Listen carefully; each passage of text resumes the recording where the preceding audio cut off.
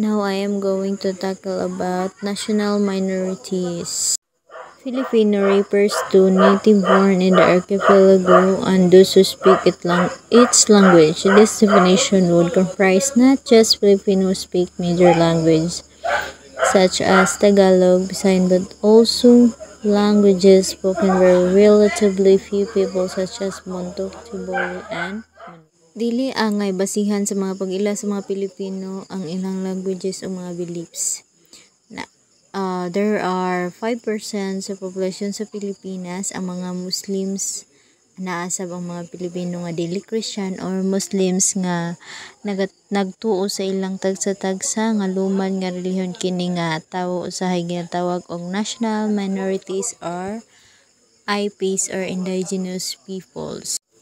Minority refers to a group numerically inferior to the rest of population of the state. It's a dominant position whose members, nationals of the state, possess ethnic, religious. So, bale, ang kaning minority, nag-refer siya sa group nga smaller compared to the majority of the states or sa ilang archipelago. So, ang term nga Moro kay nag-derive siya from the word Mor nga originally referred to Muslims. The eggers of the Caldera revolt against the Spaniard atong 1601. Then the Spaniard built forts exploit the gold mines sa Cordillera atong 1620. Then 1619 to 1671, Sultan Kudarat becomes Maguindanao's leader and Mindanao's most powerful ruler. In atong 1642, Sultan Kudarat defeats a Spanish expedition coming to attack the Sultanate's capital and Maguindanao. In atong 1851, the Solo Sultanate signs an agreement recognizing Spanish authority over the region. 1888, the Spaniards conquered the Sultanate of Maguindanao. Atong 1903, the Moro province that includes most of Mindanao is established by the Americans. Atong 1908, ang Mountain Province nakaplagan sa mga American. It included most of the current provinces of Cordillera.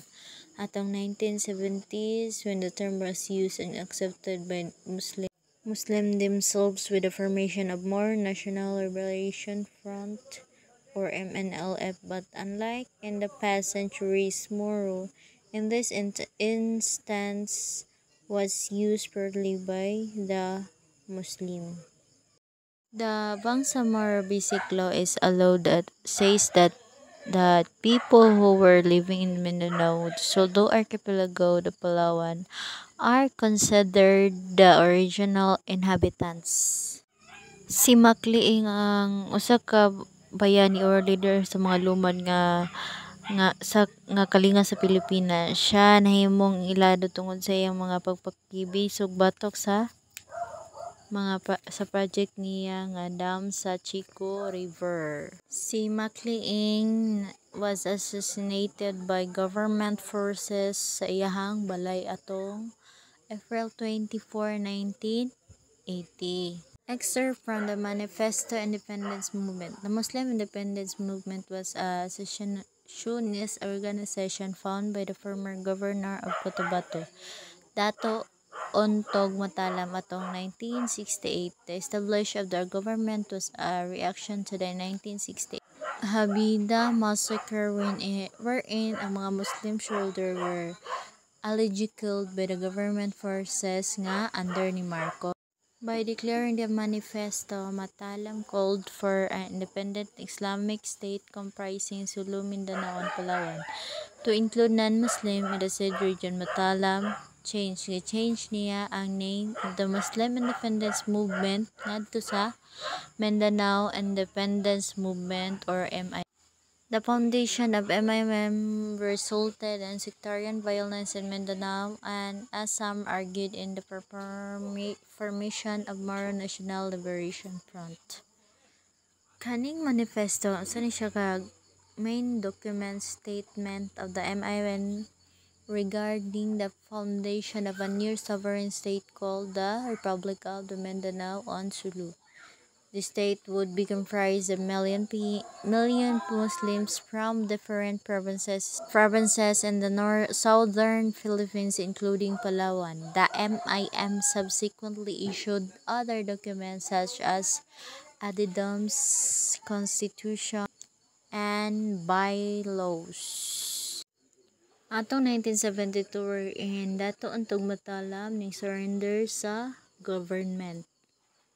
Then, excerpt from 1976 Tripoli Agreement.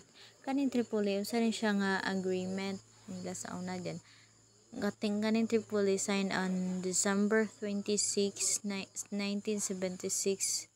Ang Tripoli was an agreement between the government of the Republic of the Philippines and Moro National Liberation Plan led by Norm Miswari. Kaning Tripoli Agreement kay unsa ni siya ka instrumental in ending the separatist aims of MNAF and they started the discussion of peace and autonomy sa si Muammar Gaddafi kay siya ang Libya's leader sa gikan sa 1969 to 2011 was known to financial support the MNLF and other militant group across the world before Libya hosted the 1976 Tripoli Agreement. Sharia is a religious law of Islam. This divine law is derived from Islam. Holy takes the Quran and from the Hadith, the record of the tradition of Prophet Muhammad. Presently, Sharia's law is followed by many Islamic countries worldwide. So, kaning tinalag is a traditional cloth woven by Tiboli woman of the Lake Cebu. Kaning Tiboli mo ni ang mga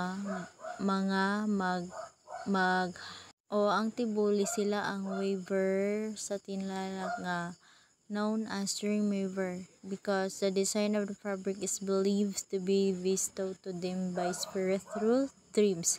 That is why every fabric is unique and special. So, atong September 13, 2007, the United Nations Declaration on the Rights of Indigenous People, it is a commitment of member states to assist the IPs in fighting discrimination and marginalization and to eliminate human rights violation against them.